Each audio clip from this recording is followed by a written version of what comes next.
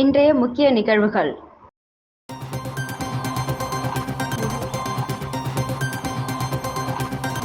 சவப்பாடையுடன் சட்டமன்றம் நோக்கி ஊர்வலம் செல்ல முயன்ற பணிநீக்க பொதுப்பணித்துறை ஊழியர்கள் போலீசாருடன் தள்ளுமுள்ளு.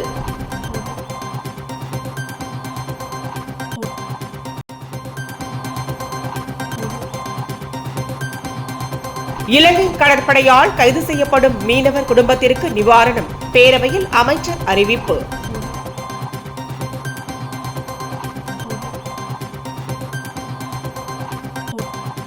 ஊழல் குற்றச்சாட்டை மறைக்கவே தொகுதி மறுசீரமைப்பை எதிர்ப்பதாக பாஜக விஜயதாரணி குற்றச்சாட்டு.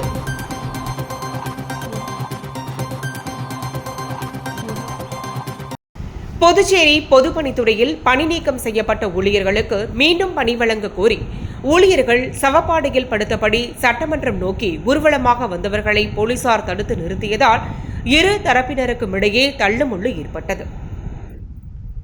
புதுச்சேரி பொதுப்பணித்துறையில் கடந்த 9 ஆண்டுகளுக்கு முன்பு கொள்ளைப்புறமாக பணியமர்த்தப்பட்டதாக கூறி 1000த்திற்கும் மேற்பட்ட ஊழியர்கள் பணி நீக்கம் செய்யப்பட்டனர். அதனைத் தொடர்ந்து 2 ஆண்டுகளுக்கு முன்பு நடைபெற்ற பட்ஜெட் கூட்டத்தொடரில் 10,000 சம்பளத்துடன் மீண்டும் வேலை வழங்கப்படும் என்று முதலமைச்சர் ரங்கசாமி அறிவித்தார். ஆனால் இதுவரை அரசு அவர்களுக்கு பணி வழங்கவில்லை. இந்நிலையில் தங்களுக்கு மீண்டும் பணி வழங்க வேண்டும், இந்த சட்டமன்ற கூட்டத்தொடரில் பணி வழங்குவது தொடர்பாக அரசாணை வெளியிட வலியுறுத்தி பணி நீக்கம் செய்யப்பட்ட பொதுப்பணித்துறை ஊழியர்கள் சவப்பாடையில் ஊழியர் ஒருவர் படுத்தபடி அவருக்கு மாலை அணிவித்து தாரை தப்பட்டை அடித்தபடி ஒப்பாரி வைத்து நூதன போராட்டத்தில் ஈடுபட்டனர். திடீரென போராட்டக்காரர்கள் சவப்பாடையை தூக்கியபடி ஊர்வலமாக செல்ல முயன்றனர்.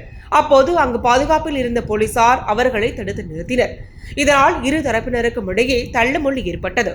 அதனைத் தொடர்ந்து காவல்துறையினர் போராட்டக்காரர்களை வலுக்கட்டாயமாக கைது செய்தனர்.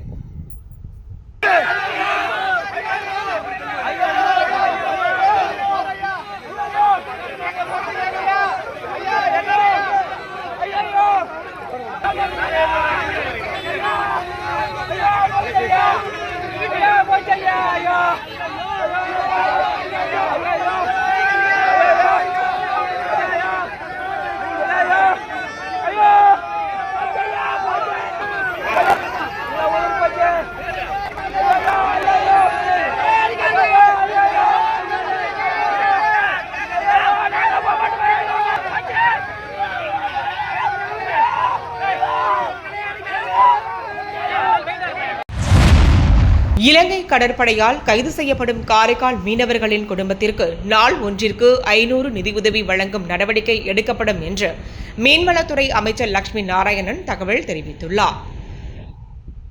புதுச்சேரி சட்டப்பேரவையில் மீனவர் நலத்துறை அமைச்சர் லட்சுமி நாராயணன் பேசுகையில், கடலில் மீன்பிடிக்கும் போது கைது செய்யப்பட்டு இலங்கை கடற்படையால் சிறையில் அடைக்கப்படும் புதுச்சேரி யூனியன் பிரதேசத்தைச் சேர்ந்த மீனவர்களின் குடும்பங்களுக்கு அவர்கள் இந்தியா திரும்பும் வரை ஒரு நாளைக்கு 500 வழங்கும் திட்டம் அறிவிப்பு பெறுவதற்கான முன்மொழிவு அரசிடம் கோப்பு சமர்ப்பிக்கப்பட்டு தற்போது அரசின் பரிசீலனையில் உள்ளது. அரசு ஒப்புதல் விரைவில் பெறப்பட்டு இத்திட்டத்தை செயல்படுத்த நடவடிக்கை எடுக்கப்படும் என்று அறிவித்துள்ளார். திமுகவின் ஊழல் மற்றும் சட்டம் ஒழுங்கு சீர்கேடுகள் ஆட்சியில் நடைபெறுவதை பொதுமக்களிடம் மறைப்பதற்காக பாராளுமன்ற தொகுதி மறுவரை ஒருங்கிணைப்பு கூட்டம் நடத்தி திமுக தலைவர் ஸ்டாலின் ஏமாற்றி வருவதாக பாஜக மூத்த உறுப்பினரும் முன்னாள் சட்டமன்ற உறுப்பினருமான விஜயதாரணி குற்றம் சாட்டியுள்ளார். புதுச்சேரி யூனியன் பிரதேசம் காரைக்கால் மாவட்டத்திற்கு வருகை தந்த தமிழக முன்னாள் சட்டமன்ற உறுப்பினரும் பாஜக முக்கிய பொறுப்பாளருமான விஜயதாரணி செய்தியாளர்களை சந்தித்தார். அப்போது அவர் கூறியதாவது, வரும் சட்டமன்ற தேர்தலில் தமிழகத்தில் பாஜக அதிமுக கூட்டணி ஏற்பட வாய்ப்பு பிரகாசமாக உள்ளது. திமுகவின் ஆட்சியின் மீது அதிருப்தி உள்ள அனைத்து எதிர்க்கட்சிகளும் ஒருங்கிணைந்து போட்டியிட்டால் ஆட்சி மாற்றம் நிச்சயம் ஏற்படும் என்றார். நடிகரும் தாவைக்கா தலைவர் ஆன விஜய் திமுக ஆட்சியின் மீது அதிருப்தி தெரிவித்து வருகையில், அவர் எதிர்க்கட்சிகளுடன் கூட்டணி அமைத்தால் அவர் ஆளுங்கட்சியில் இடம்பெறுவார், இல்லையேல் ஓட்டுகளை பிரிக்கும் கட்சியாக மட்டுமே இருப்பார் என விஜயதாரணி கருத்து தெரிவித்தார். தமிழக முதல்வரும் திமுக தலைவருமான மு.க. ஸ்டாலின் அண்மையில் பாராளுமன்ற தொகுதி வரையறை ஒருங்கிணைப்பு குழு என கூட்டி திமுக கூட்டணி கட்சிகள் மட்டுமின்றி எதிர்க்கட்சிகளையும் ஒருங்கிணைத்து ஆலோசனை கூட்டம் நடத்தியது குறித்து செய்தியாளர்கள் எழுப்பிய கேள்விக்கு பதிலளித்த விஜயதாரணி, தமிழகத்தில் நாள்தோறும் கொள்ளைகள் நடைபெறுவது மட்டுமின்றி டாஸ்மாக் ஊழல் முறைகேடு பல்லாயிரம் கோடி என கூறப்பட்டு வரும் நிலையில் திமுக ஆட்சியின் மீது உள்ள ஊழல் முறைகேடுகள் குற்றச்சாட்டுகளை மறைப்பதற்காக பாராளுமன்ற தொகுதிகள் மறுவரைவு ஆலோசனை கூட்டம் நடத்தி திசை திருப்பி வருவதாக குற்றம் சாட்டினார். மத்திய தேர்தல் ஆணையமோ மத்திய அரசு பாராளுமன்ற தொகுதிகள் மறுவரைவு குறித்து எந்த அறிவிப்பும் வெளியிடாத நிலையில் அதற்கான அரசாணையோ கமிஷனோ நியமிக்காத நிலையில் பொய்யாக ஒரு கூட்டத்தை கூட்டி திசை திருப்புவது சந்தேகத்தை எழுப்புவதாக விஜயதாரணி கூறினார். பாராளுமன்ற தொகுதி மறுவரை செய்யப்படும் போது வெளிப்படைத்தன்மையோடு இருக்க வேண்டும். எனவே அனைத்து கட்சிகளும் விருப்பம் தெரிவித்து வரும் நிலையில் பாராளுமன்ற தொகுதிகள் மறுவரை செய்யப்படும் பொழுது தமிழகத்தில் நிச்சயம் பாராளுமன்ற தொகுதிகள் மற்றும் சட்டமன்ற தொகுதிகள் அதிகரிக்குமே தவிர குறைய வாய்ப்பில்லை என்று அவர் சத்தியமிட்டு கூறுவதாக தெரிவித்தார். IPL கிரிக்கெட் வெற்றி குறித்து தனியார் செயலிகள் மூலம் இணையவழி மோசடிக்காரர்கள் போலி செயல்கள் பயன்படுத்த வேண்டாம் என சைபர் கிரைம் போலீசார் எச்சரித்துள்ளனர்.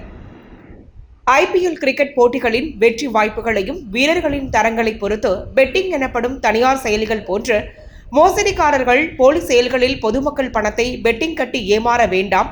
ஓட்டல்கள், பார், ரெஸ்டோ பார் மற்றும் தனியார் இடங்களில் IPL கிரிக்கெட் போட்டி பெட்டிங் நடக்கிறதா என கண்காணித்து வருகின்றனர். அப்படி யாராவது சிக்கினால் அவர்களின் மீது வழக்கு பதிவு செய்து உரிமங்கள் ரத்து செய்யப்படும் என்று சைபர் கிரைம் போலீசார் எச்சரித்துள்ளனர். IPL சம்பந்தமாக இணைய வழியில் குற்றம் ஏதேனும் நடக்கிறதா என்பது குறித்து தனிப்படை வைத்து கண்காணிக்கப்படுகிறது. பொதுமக்கள் யாரேனும் IPL பெட்டிங் மூலம் பணத்தை இழந்திருந்தாலும் IPL பெட்டிங் தொடர்பாக ஏதேனும் தகவல் தெரிந்திருந்தாலும் பாதிக்கப்பட்டிருந்தாலும் உடனடியாக இணையவழி குற்றப்பிரிவு இலவச தொலைபேசி எண் 1930 மற்றும் 041322761449489220520525 எண்கள் மூலம் மற்றும் www.cybercrimegovernment.in என்ற இணையதளம் மூலமாகவும் புகார் அளிக்கலாம். புனித பேட்ரிக் மேல்நிலைப் பள்ளியின் 34ஆம் ஆண்டு விழாவில் முதலிடம் பிடித்த மாணவர்கள் கௌரவிக்கப்பட்டனர். புனித பேட்ரிக் மேல்நிலைப் பள்ளியின் 34ஆம் ஆண்டு விழாவில் பள்ளியின் வழக்கமான உற்சாகத்துடன் பள்ளியின் வெள்ளிவிழா கட்டடம் திருமதி லில்லி ரெஜிஸ் கலையரங்கத்தில் நடைபெற்றது.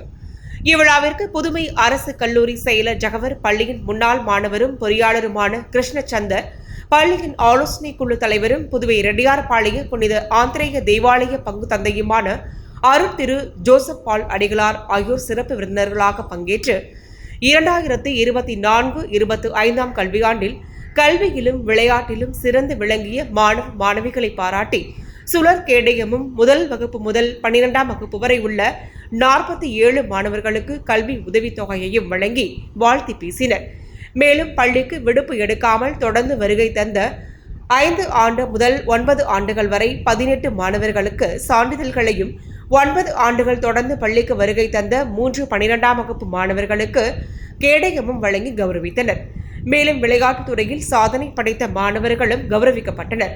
இக்கல்வி ஆண்டின் சிறந்த மாணவர்களாக தெரிவு செய்யப்பட்ட ஆரம்ப பள்ளி பிரிவு பிரிஸ்டினா ஆலிவ், உயர்நிலைப் பள்ளி பிரிவு பிரியன், மேல்நிலைப் பள்ளி பிரிவு விஜயமித்திரன், தனிஷ்கா, பிரின்சி, கல்வி ஆண்டின் கல்வியில் சிறந்து விளங்கிய மாணவி சஞ்சீவனி, மாணவன் சர்வேஸ்வர், கைலாஷ், விளையாட்டு பிரிவில் முதலிடம் பிடித்த மாணவி தர்ஷினி, மாணவன் ஸ்ரீ ஜேஷ்வா, வினாடி வினா போட்டிகளில் சிறப்பிடம் பெற்ற மாணவர் அரவிந்த், 25 ஆண்டுகள் பணி நிறைவு செய்த ரெஜினா கார்மேல், தனலட்சுமி ஆகிய 2 ஆசிரிய பெருமக்களையும் இந்நிகழ்ச்சியில் கௌரவிக்கப்பட்டனர். இந்நிகழ்ச்சிக்கு பள்ளியின் முதல்வர் ஸ்டெல்லா வரவேற்புரை வழங்க பள்ளியின் தாளாளர் ரெஜிஸ் ஃப்ரெட்ரிக் இக்கல்வி ஆண்டிற்கான ஆண்டு அறிக்கையினை வாசித்தார். இந்நிகழ்ச்சியில் பள்ளியின் மருத்துவ இயக்குநர் திருமதி ஜீதா ஃப்ரெடரிக் அவர்களும் பள்ளியின் ஆலோசனை குழு உறுப்பினர்களும் கலந்து கொண்டு சிறப்பித்தனர். இதனைத் தொடர்ந்து மாணவர்களின் கண்கவர் கலை நிகழ்ச்சிகள் நடைபெற்றன. இந்நிகழ்ச்சியினை 12ஆம் வகுப்பு மாணவர்கள் செல்வன் லோகரஞ்சன், செல்வன் முகிலன், ஸ்ருதி, ஸ்ரீஜா ஆகியோர் தொகுத்து வழங்க மாணவன் விஜயமித்திரன் நன்றி நவின்றார்.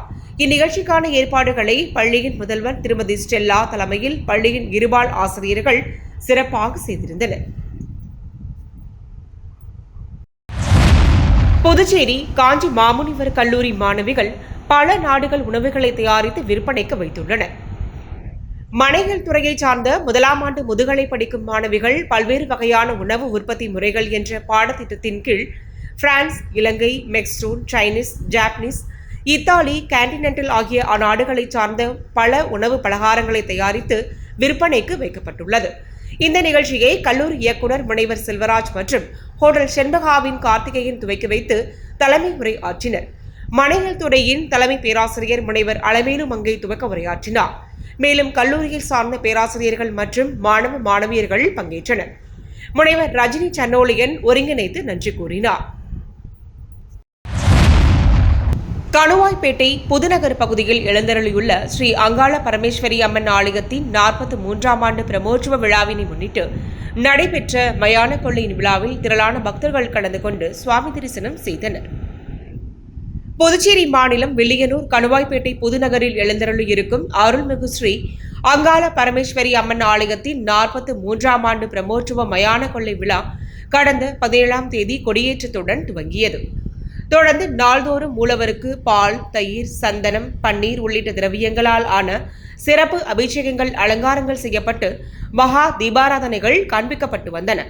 தொடர்ந்து நேற்று நடைபெற்ற மயான கொள்ளை விழாவில் திரளான பக்தர்கள் கலந்து கொண்டு சுவாமி தரிசனம் செய்தனர்.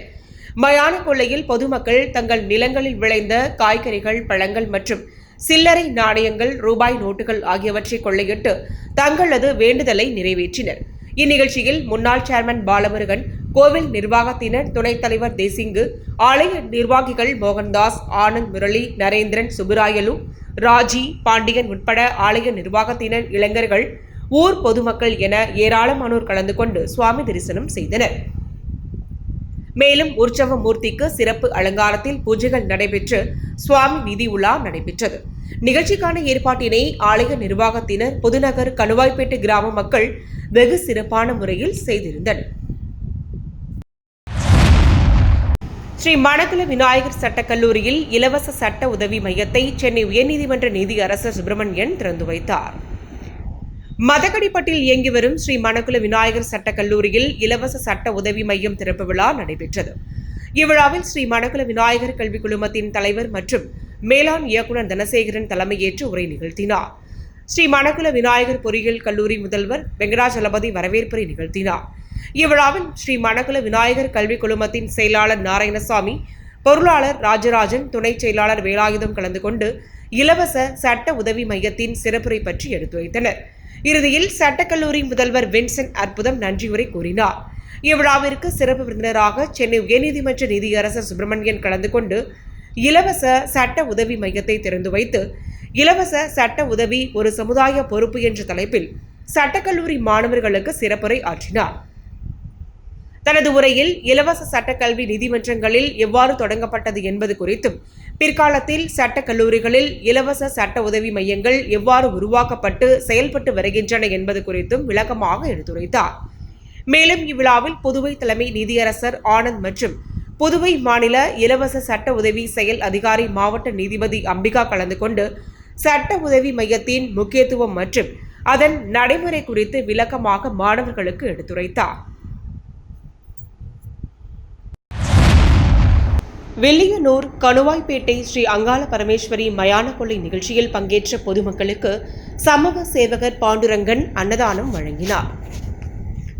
புதுச்சேரி மாநிலம் வில்லியனூர் கணுவாய்பேட்டை ஸ்ரீ அங்காள பரமேஸ்வரி ஆலயத்தில் மயான கொள்ளை திருவிழா நேற்று விமரிசையாக நடைபெற்றது.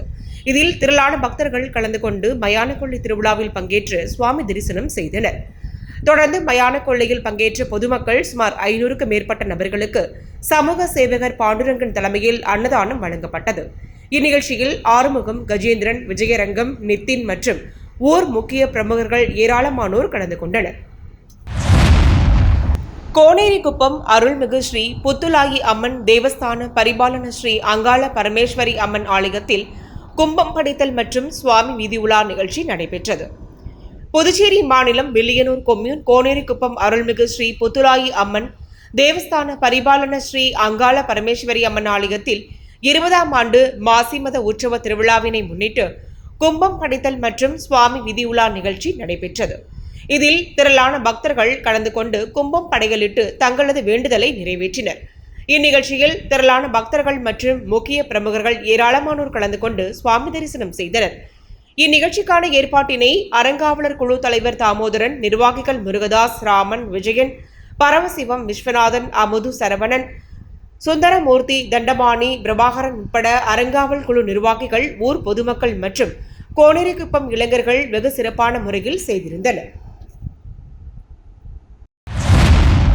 புதுச்சேரியில் புதியதாக கட்டப்பட்டுள்ள புனித பெரியநாயகி அன்னை ஆலயத்தை புதுச்சேரி கடலூர் உயர் மறைமாவட்ட பேராயர் பிரான்சிஸ் காலிஸ்ட் திருப்பலி செய்து வைத்து திறந்து வைத்தார்.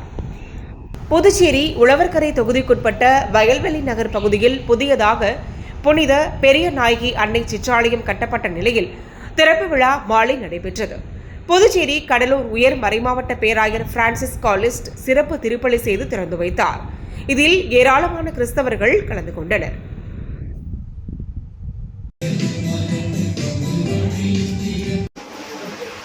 இப்போது திருச்சிலுவையானது மந்திரிக்கப்படுகின்றது.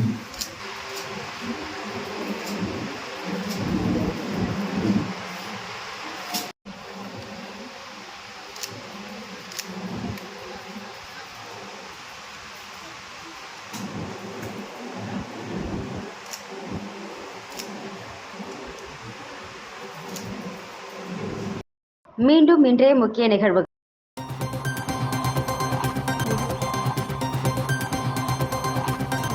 சமப்பாடையுடன் சட்டமன்றம் நோக்கி ஊர்வலம் செல்ல முயன்ற பணிநீக்க பொதுப்பணித்துறை ஊழியர்கள் போலீசாருடன் தள்ளுமுள்ளு.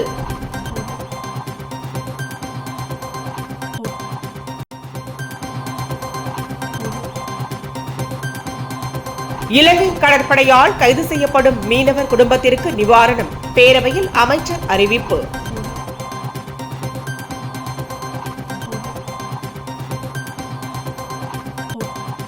ஊழல் குற்றச்சாட்டை மறைக்கவே தொகுதி மறுசீரமைப்பை எதிர்ப்பதாக பாஜக விஜயதாரணி குற்றச்சாட்டு.